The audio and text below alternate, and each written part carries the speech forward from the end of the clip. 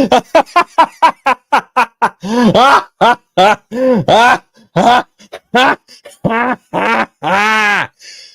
betcha. Yes. Welcome everyone to another episode of Friday Phil.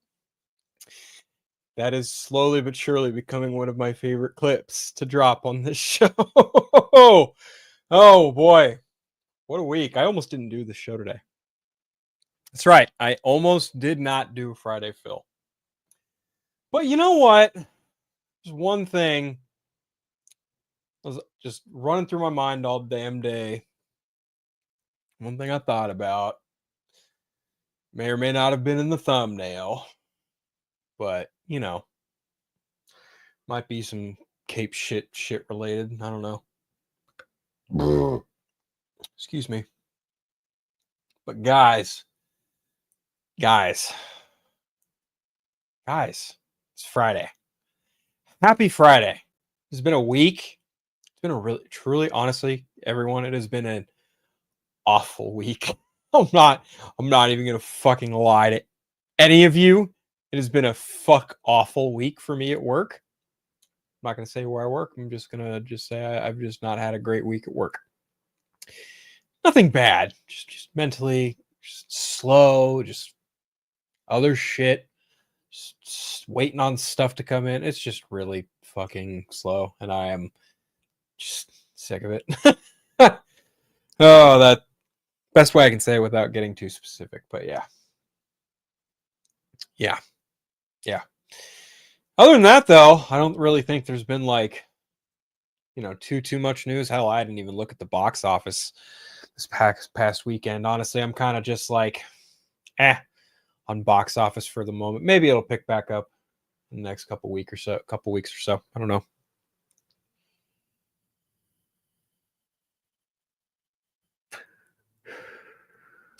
Me, oh my. Anyway, let's see. That's enough about me. Let's see who's here. My mod in the chat, Mr. Master Keyblade Master Jeffrey, sorry. Donovan Martin back in the chat. Thanks for coming back, man. I don't give a fuck anymore. Anyone that hates Peacemaker just hates fun. Simple as that. Yeah, we'll talk about that, I'm sure. Superman Saga will be a series of films within the larger stories of gods and monsters. Sure. Phil hates fun. Nah, you can like what you like and dislike what you want. Guys, it's about a dude who wears a fucking toilet helmet and he says dumb bullshit and he's an unserious character. It ain't that deep, guys. Let's not treat it like warfare here. And that's not even nothing towards Jeffrey or Donovan. Like, just keep it civil, guys. And remember, this is Cape shit. Keep it civil. Oh, Braden, how you doing, man? Next week, your favorite show comes back, Peacemaker Season 2.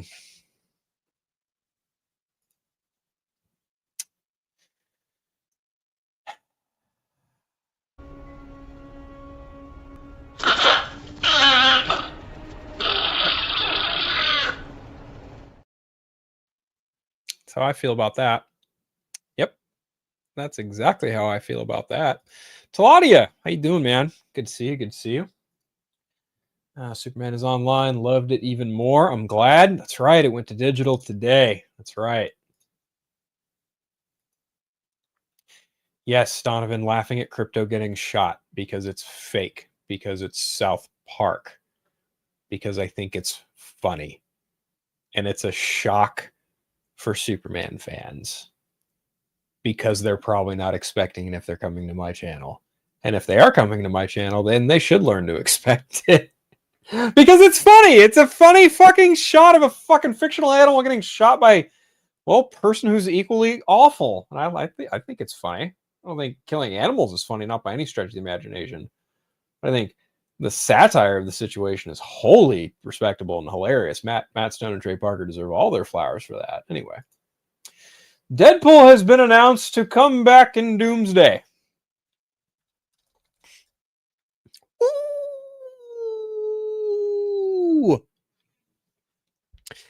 You guys remember when the Deadpool and Wolverine press junket and tours were happening, and Sean Levy and Hugh Jackman and Ryan Reynolds, when they were asked, well, hey, you know, what about the next two Avengers movies? And then Ryan Reynolds was just like, I can't say anything. No comment. Can't talk. Secret Wars. Something to that effect. I'm definitely paraphrasing there, but no. Ryan Reynolds is Deadpool coming to Avengers Doomsday. I'm shocked. Let me tell you, I'm shocked. This is my surprised face. I'm so shocked. This really isn't all that shocking. And this really does stems from the fact that he posted the whole, you know, the anarchy symbol over the Avengers logo, insinuating, obviously, and you know, he's in the UK half the time for his other creative ventures. So, I mean, it's not like they weren't going to take an opportunity to film something for Deadpool in this movie and the next one. Like, it's not. Come on, like, yeah, of course he was going to be in it. So, just play it during the opening every time. Oh man, that'd be funny. That'd be really funny. Hosi XCI, how you doing, man? Good to see you. Box office is dead. Tell DiCaprio or Wicked. I wouldn't say dead. I would say that it's just slowing down as it tends to. But once September gets here, there are a few things that are coming out that I'm sure will move lines along. I'm sure. Hey man, what's up? Happy Friday to you. I know you watched this video from Screen Crush, but Colton Albert had a good plot theory about Avengers Doomsday. No, I haven't. I don't really subscribe to Screen Crush personally. Mike, you don't owe me an apology, man. Like, we're just passionate friends, dude. It's fine. You're fine. It's fine. It's totally fine. I literally saw for season 2, they giving the character a more complex arc overall. Donovan, I don't fucking care, dude. Like, it's the same fucking bullshit. It's dick and fart nonsense with a guy in a toilet bowl helmet. It's John Cena being John Cena in a fucking costume, dude. Like, I'm glad there are people who like it. I'm glad John Cena has found a fan base. I think he's a jingoistic moron, dude. But that's great. I'm glad he makes you smile and feel all the feels. But hey, more power to you, more power to James Gunn for doing his goofy bullshit. Because people like it. I'm not saying that's a bad thing. I'm just saying I think it's goofy. Don't get mad. What's up, Mike? At least you can watch Alien Earth. Yeah, I watched Alien Earth. I watched the first 2 episodes of Alien Earth. Alien Earth was phenomenal. I can't wait to watch the rest of it. It was great. It was truly amazing. I loved it. I like a lot of what they're playing with in that show. I always expect the unexpected from Phil, as you should. Wait for my review of Peacemaker Season 2. Shake my head. I'm begging Jeff Snyder to leak the script for Batman 2 just so every studio in Hollywood blacklist his fucking app. Dude, look, man, all it takes is like a woman or somebody to just be like, yo, this guy fucking touched me in a very not fun way. Like, all it takes that. It takes some asshole kid. It just takes karma, friend. It takes karma. If you want Jeff Snyder to get his comeuppance, give it time. Karma comes around. And more often than not, his shit is wrong anyway. And the fucking karma train smacks him right then and there, and then he goes and fucking goes wah-wah on Elon Musk's health site. So, you know, it's just par for the course, man. Wonder if Deadpool knows Kevin Feige. He probably does at this point. People want Kevin Feige gone from Marvel Studios. But there's no way in hell he is leaving until the X-Men get established. Plus, if he were to leave, it would be on his own terms. I don't... What? There are people who want Kevin Feige gone from Marvel Studios?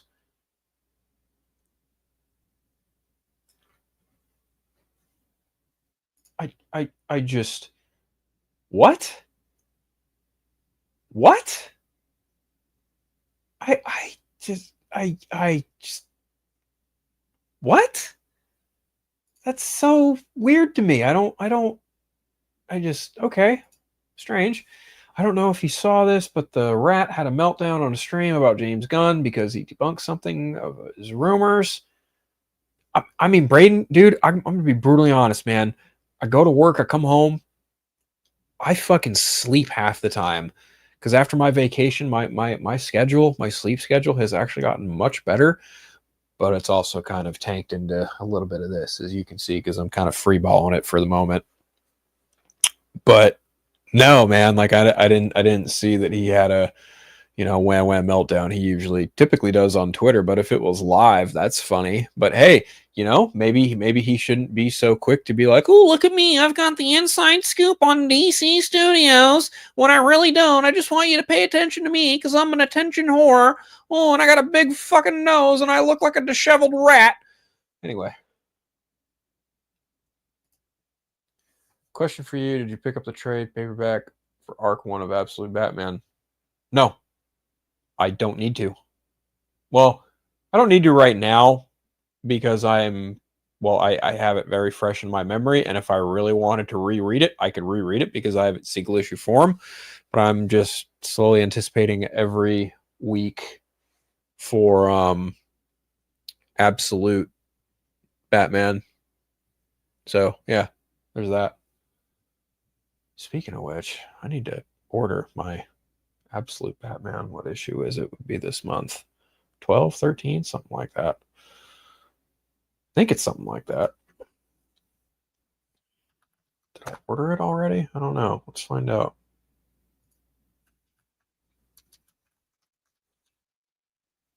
Oh, I did. August 1st. Or Absolute Batman number 11. That's right.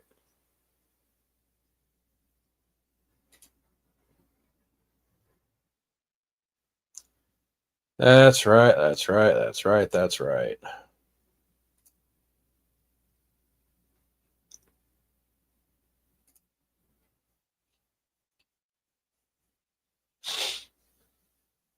Okay. Yeah. Okay. I ordered it.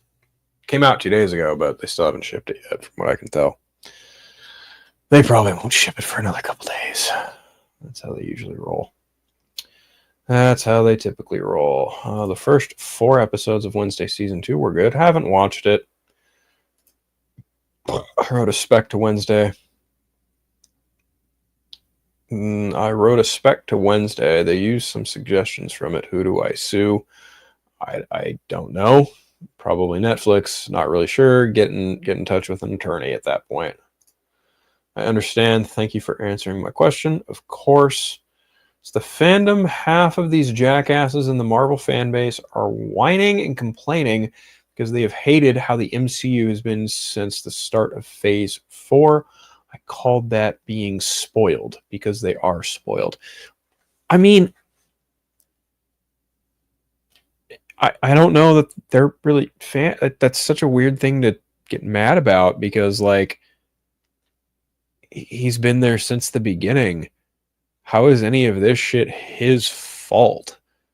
Like, he was under a corporate mandate for Disney Plus to start doing more stuff.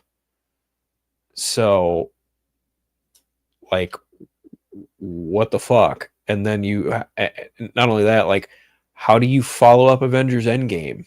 You don't. You take your time. You look at the board. You add more pieces to the board. That might be the problem. Maybe the problem is they added too many pieces and didn't do enough with them, which is fair. It's totally fair. But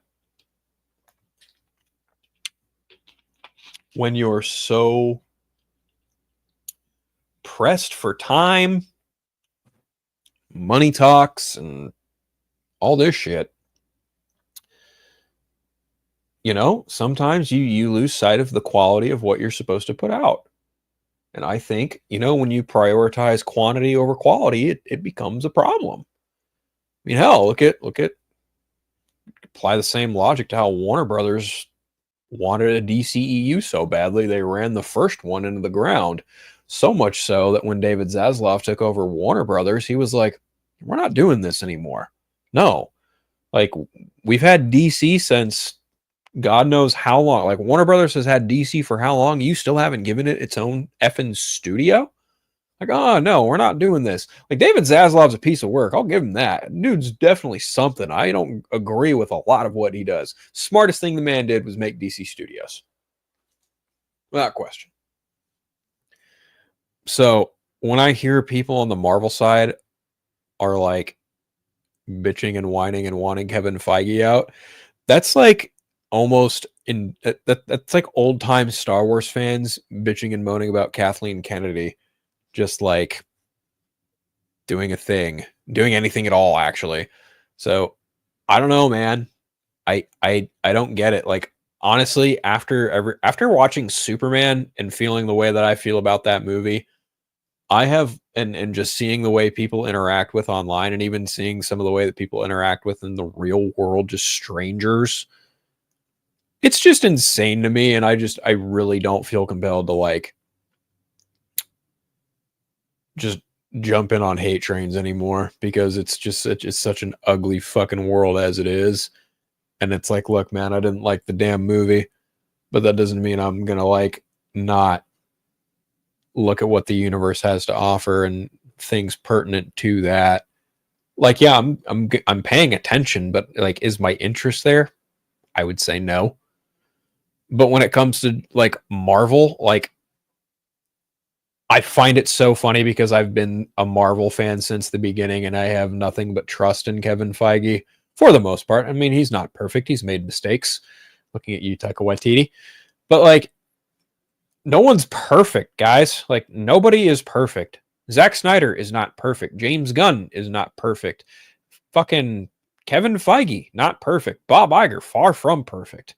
David Zaslav, absolutely the furthest thing from perfect. You know? Like I can go on, but the point is like nobody is perfect. Nobody. But I think that's just loud fans online. They don't represent general audiences. They don't represent, you know, real fans. They don't. They really don't.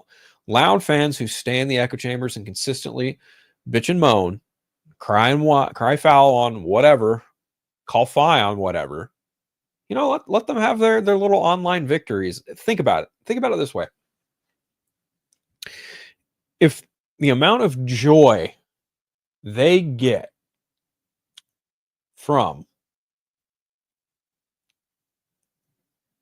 posting something negative online and it gets positive traction, that is discouraging more than anything. But at the same time, the person being negative is so miserable that they have to go out on a social platform, take time to type out the response, be it on the phone, be it in front of a computer, whatever. You're in front of a keyboard, no matter what.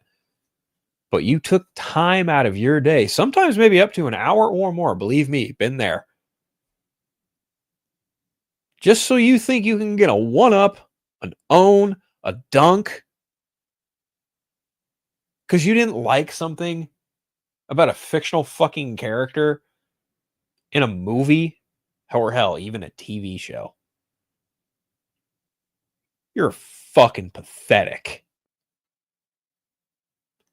Granted, I say this as someone who took, you know, time to type out his 1-star review of Superman, right? You know, I've given not fun reviews before. Like I gave one to it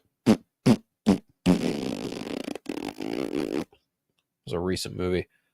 You know, I don't always give favorable reviews because like I'm just brutally honest. Like, everyone has a different strike zone than everyone else, but at the same time, it's just like when it comes to Marvel fans complaining, I think they just honestly at the end of the day, and I say this as someone who like has been watching this stuff for years, they just kind of don't have like a real fundamental understanding of like what it takes to make these movies a reality and like the logistics of being collaborative on screen while also maintaining a sense of business entertainment return on investment. So it's just like, they're just mad that this thing didn't happen exactly the way that it did, or it didn't happen at all, or they think things are fucked up because we're no longer doing the Kang Dynasty, we're doing Doomsday. Like, whatever, man. Like Marvel fans are entitled to be mad, but at the same time, it's not like Disney is looking at Kevin Feige. It's not like Bob Iger is looking at Kevin Feige and be like, yo, you fucked up. He's just like, they're both probably looking at each other like, dude, it's been hard. Because it's a different landscape. Like, COVID changed things forever. There's no going back.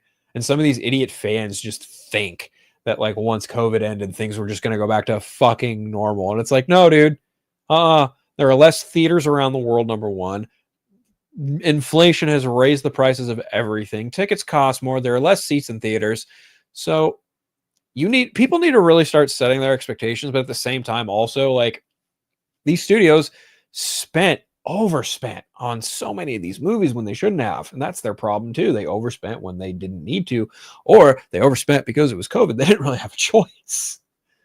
So all in all, Mumbo, it's just like these fans can eat a bag of shit. That's my fucking point, man. Sorry.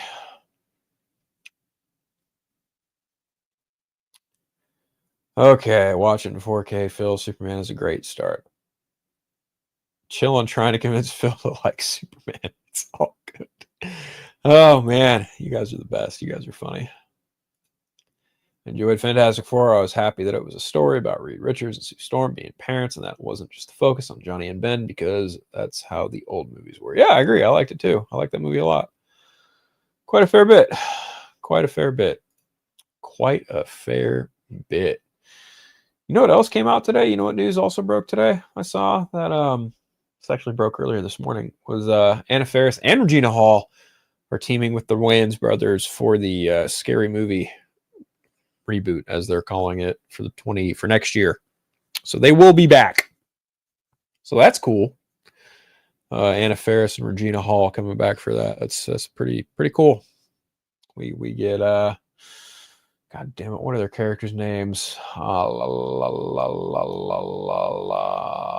Brenda and Cindy. That's right. There we go.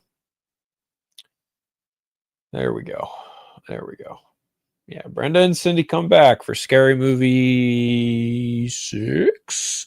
Or is it Scary Movie Reboot 1? Or is it Scary Movie 6/reboot? Is it a legacy sequel? Like, what is this scary movie? Let's see.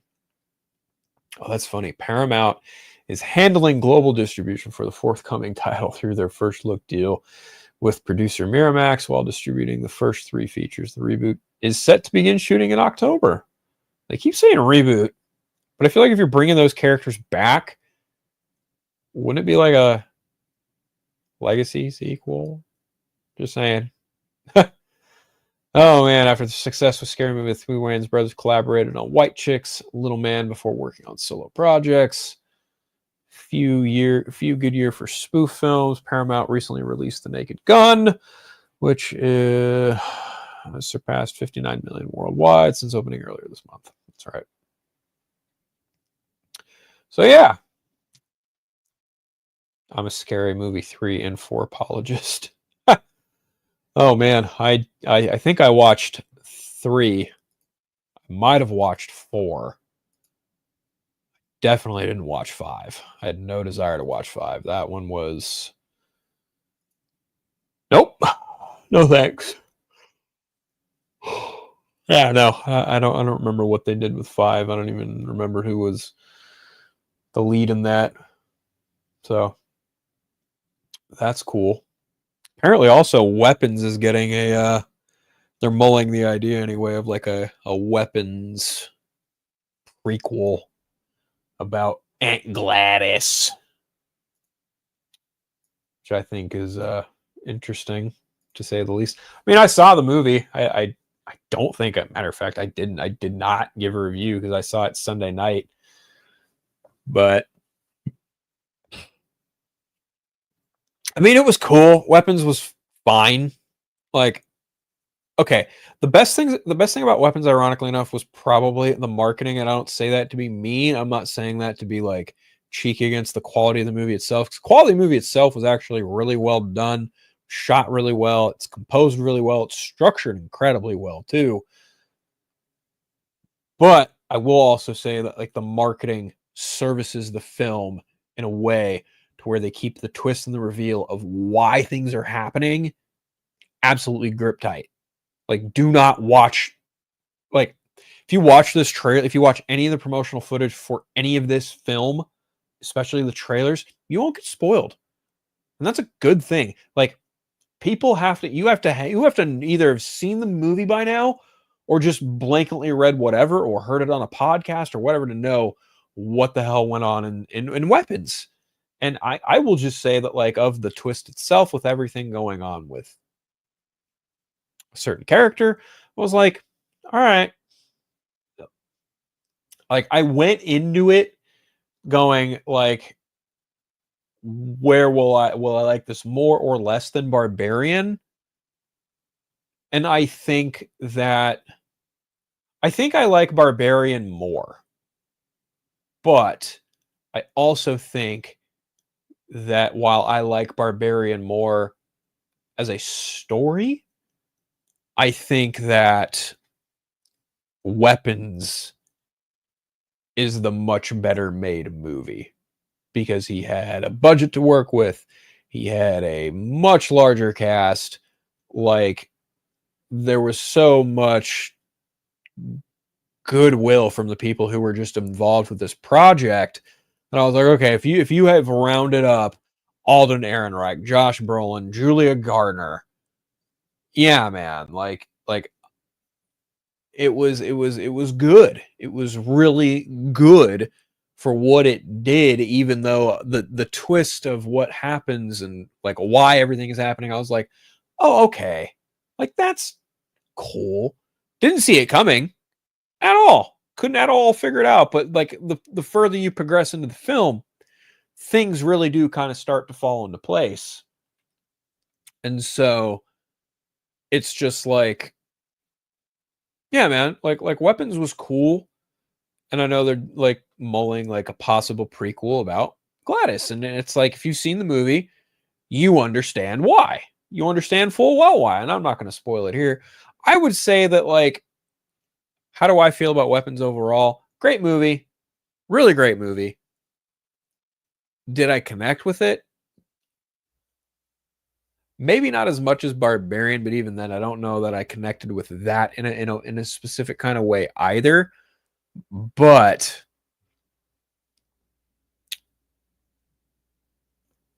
I think I did like it. Like, yeah, I'm pretty sure I liked it. I would say I had a good time with it. It was good. Go into it blind. Don't, unless you really have no desire, then I guess you could like look up the plot and whatever and figure out what the fuck's going on from there. So, yeah, there is that. There is that. There is that. But overall, Weapons was cool. If you're curious, go check it out.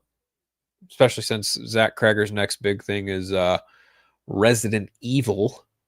And after seeing this movie, I'm like, yeah, I get it. I can understand why he would be the guy that they would want to get for Resident Evil, especially after this movie. Like, there are a few sequences in this movie where I went, yep, this is why they got him for Resident Evil. Makes a lot of sense. But I guess he's got like some kind of story treatment written out too. So, hey, whatever works for Zach Kreger. Because apparently he also has like a DC pitch, something called like Henchman. Joker and Harley are in it. It's about the everyday life of a henchman. I'm like, yeah, that's a fun idea. I don't know that what's up, Dalton? Don't worry, man. You're fine. I don't know that that is worthy enough of like even a mid budget. Like, I don't know. Because what's the tone? What's the story? Like what exactly does the henchman see? Does the henchman see Joker and Harley getting it on in a candy cake and then go home to his wife and child and like sob in depression, like, or does he live a very luxurious lifestyle where he's just a total boss in a penthouse? Like, the idea of like, oh yeah, let's make a movie about a henchman and like Joker and Harley are in it, and it's like the life of a henchman, and he goes from various different supervillains, and it's like, sure, I suppose if you just want to have like a cameo fest of, well, you mentioned Joker and Harley, so I would imagine like at the very least you're in Gotham City, so probably Riddler, Scarecrow, Two Face, some of the more lavish Batman villains that are established. Like, maybe you run into some of them. Maybe you fly and go across the whole DCU and you go fucking Keystone City or something and see Captain Cold. I don't fucking know. But like, I think just it's an interesting idea, but that's just it. It's not an interesting enough idea that is fully formed enough to warrant like, yeah, that would make an excellent story for a movie. Like, I think there needs, it's a skeleton. It's not quite, you know, maybe not even a skeleton. Maybe it's more like DNA before the skeleton. Like, you're on to something, but you need something more. Like, you need something a little more, like, you need a hook. You need something to really hook someone in. Cool idea, but you need a cooler hook.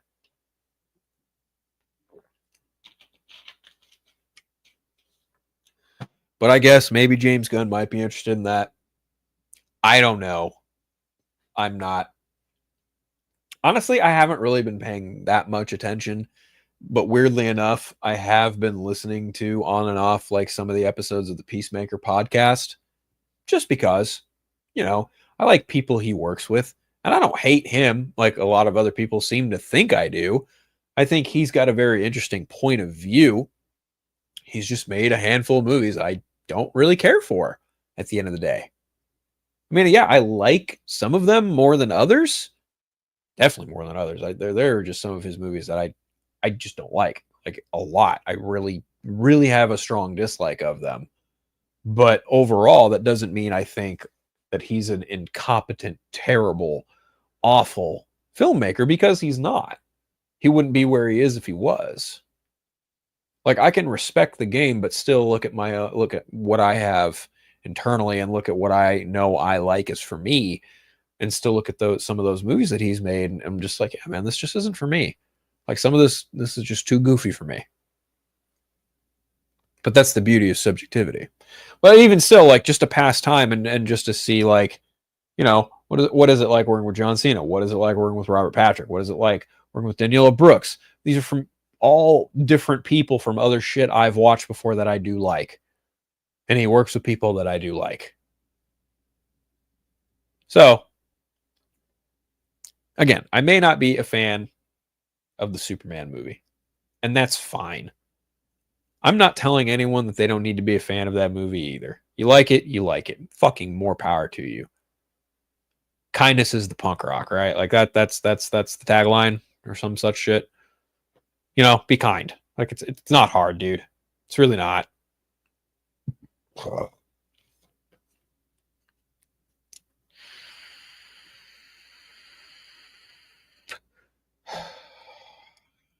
But since I'm on the topic of old James Gunn, he's been out there doing press for Peacemaker season 2. And he was asked about, you know, what is he cooking up next? What is the next thing he is working on? Right. because the next two projects, or rather the next three, he technically won't have any kind of like direct involvement outside of executive producing, because as far as I know, he didn't write any episodes of Lanterns. As far as I know, he did not have a hand in any of the scripting for Supergirl, Woman of Tomorrow. I mean, he may have like given notes or may have given feedback, but I don't think he's got like a writer's credit on that script. And if he does, you know, it wouldn't shock me because he likes that story a lot. You know, Tom King probably already will. But Supergirl, Lanterns, and Clayface, all three projects not written by him. So now we've seen what the James Gunn DC universe looks like, and we're going to continue to get a taste of it more in next week with Peacemaker. God help us all. And after that, we will see what a DC universe looks like, heralded by James Gunn, but without him directly writing anything from insert project name here, i.e., Lanterns, Supergirl, Clayface, Batman Part 2, definitely. We know he didn't have anything to do with that outside of maybe hold up the script, but there's what is next with his Superman. And he said something, this is a quote. I don't remember who interviewed him for it, but he says, "We're scheduling it now. I'm totally done with the treatment. We're planning out when we're going to shoot that. It's going to be much sooner rather than later regarding the next film in his Superman saga." And that is the question I posed in my thumbnail. What is James Gunn's Superman saga? What does that consist of? What does that look like? Who is going to be involved? Who can show up? Is this seeded throughout the entirety of his entire plan? Does this end with a fight with Doomsday, or does it end with him flying into the sun like All-Star Superman? I don't know. That's I'm curious because it sounds like he's got just like an ideal blueprint of like what he wants to do with Superman specifically. Which, you know, me being me, I not particularly fond of the way he writes Superman. Specifically Superman. You know, I think there are other characters he writes a lot stronger. But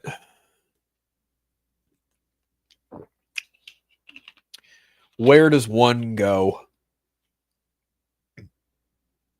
from here, from the 2025 film? Is Supergirl involved? Jeffrey mentions a drawing of Brainiac was shown. That's right. It's part of a potential unused storyboard, something to that effect. I don't know. But, you know, a lot of people are under the impression that the Ultraman clone thing flew into the black hole and it's going to go to a different dimension and pop out as a Bizarro Superman or something. And, you know, James Gunn hasn't exactly shut that down. There's talks of an interdimensional imp in this film. Most certainly one would imagine that, you know, Mr. Mxyzptlk is bound to possibly show up. I would, at the very least, is in consideration. I think even James Gunn mentioned that Brainiac was at one point considered, which I would really like to see Brainiac in a movie. That'd be great. Been beating that drum for years. But what is this next Superman film that he keeps like teasing, talking about, right? Like what is it? Is it Superman and Supergirl?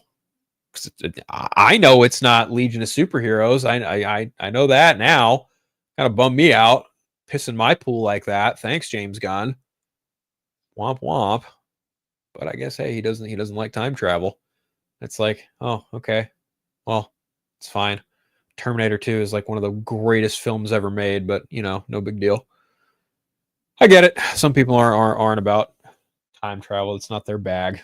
It's probably why he was so miffed with what they did with Gamora, and they had to like write a reason to bring Gamora back in, Infinity War and Endgame. But I digress. Is it Superman versus the Bizarro League? Is it, Superman goes to Bizarro worlds? Is it Superman enters a fifth dimension? Does Superman fight Parasite? Like, will Superman ever fight a Metallo? Because we know that the kryptonite in the world is no longer present. They got rid of it. That's why Lex needed Metamorpho to make some. Like, will they artificially make some? Will they go to another universe and grab some green kryptonite? Like, what are they going to do? I don't know. I don't know. But something I did think about, and I feel like maybe, I'm totally happy to be wrong, but he said All-Star Superman was like the influence behind this movie, right? And I see a little bit of it. I can see a little bit of All-Star. I see a little bit of All-Star Superman in this. Certainly in some of the fortress design, and certainly in some of the just his overall look, and even some of the robots. Like, yeah, it's very All-Star. But I'm wondering, like, what if he's just going to cherry pick moments from All-Star and lither them throughout Superman movies that he continues to make them, if he continues to make them as such. Like, I think that'd be kind of interesting, like Zack Snyder kind of peppered some Dark Knight Returns stuff in both, BVS a lot, but then even more so in the Snyder cut. I think Matt Reeves and Christopher Nolan yanked from Long Halloween quite a fair bit. Matter of fact, I wouldn't put it past Matt Reeves to do, some kind of, continued pull from Long Halloween in some respect. Like a holiday copycat killer that like closer to the Riddler, but it's not the Riddler, it's someone else. Like, I don't know.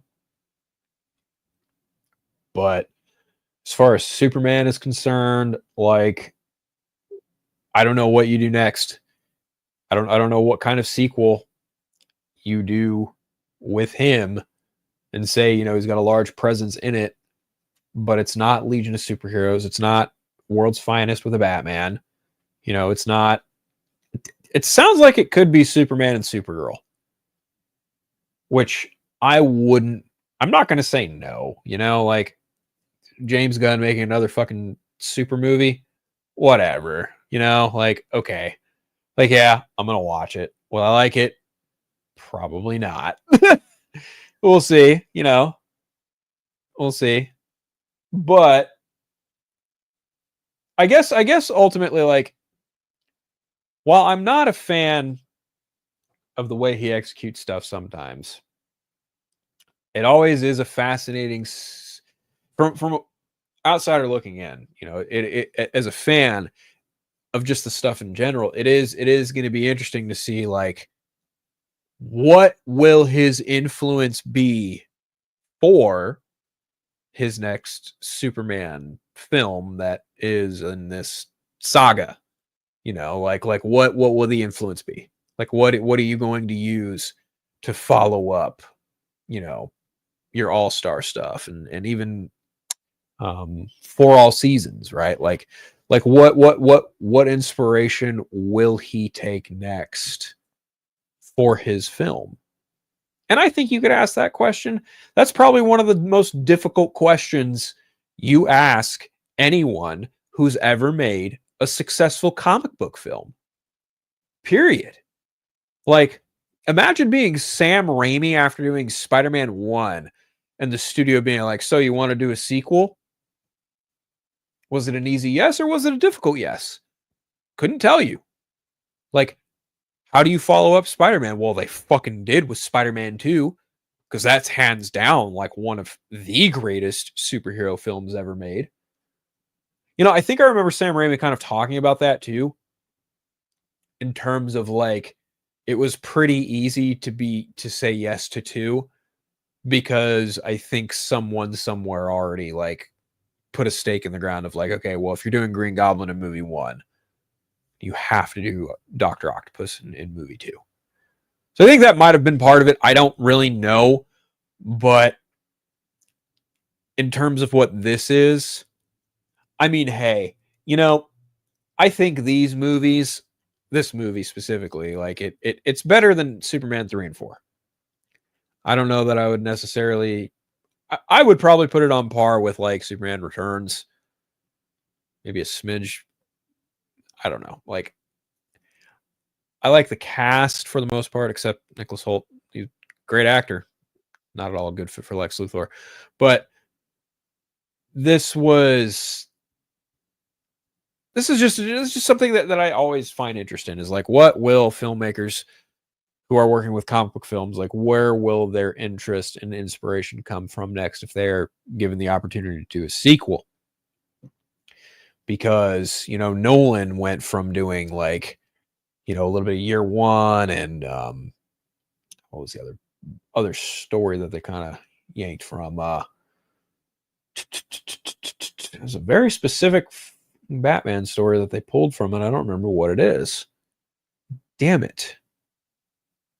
But it's definitely a lot of Year One in Batman Begins. It's probably the closest Year One adaptation you're ever going to get. And then he goes from that to doing like, you know, Long Halloween and a little bit of Killing Joke, the Joker, and like a little bit of Five-Way Revenge too. Now I kind of think about it. Yeah. And then going into Dark Knight Rises, which pulls from, you know, Nightfall and No Man's Land and fucking Dark Knight Returns. There we go. Yeah, like I'm just curious to see where James Gunn takes his inspiration from for the next Superman film. Honestly, I will watch Supergirl. Obviously, like I will watch that. It's going to be a very interesting year next year for superhero films. To DC and to Marvel as it stands right now between Supergirl, Spider-Man, Clayface, and Avengers. Yeah, pretty pretty interesting. Jeffrey, I don't disagree. I think Superman is probably one of the more tougher characters to write for if you do not put some that's the thing about Superman is like, you know, you have to make him vulnerable, and I think Gunn and Snyder approached it from a similar perspective but from two different points of view. Like, you know, Snyder really honed in on like the human nature that Clark was brought upon. You know, like he really stewed in it to have a better understanding of why he was different. Whereas James Gunn, on the other hand, kind of approaches it from he understands he's different, but that doesn't bug him all that much. What bugs him is like people look at him differently to an extent. He's a little more emotional. You know, I just think that like these are the Superman specifically, like if you really want to tell a great story with him, you kind of have to be vulnerable with him. Kind of a tough thing to do with the Man of Steel, but not when it's done right and done well. So yeah, I don't know, guys. Really short show today. I really had not a lot planned, but you know, what is James Gunn's Superman saga? I guess we'll find out sooner rather than later because it sounds like they're sounds like they might be fast tracking this thing. And he is the, you know, co-CEO. He can do whatever. He can green light whatever. So thanks for everyone who tuned in. I really appreciate it. Do me that favor. Hit that like and subscribe button. I really appreciate it. Of course. Tell your friends about me. Follow me on the socials, you know, Vero, Instagram, Threads, Blue Sky, as always. But I promise as the weeks continue, as news trickles out, we'll make shows. But if not, I might just, you know, postpone the show for a later week. We'll see what happens. But guys, you know, Jeffrey, Donovan, Lance, Dalton, Hosi, Omega, you know, Mumbwat, everyone. Jedi Mike, thanks for stopping by. Thanks for tuning in. Really appreciate it. But I'm gonna get out of here, guys. I'm really tired and really hungry, and I feel like I should just get a break. I kind of need a break. But much love, everybody. You guys take care. Have a great weekend. Bye.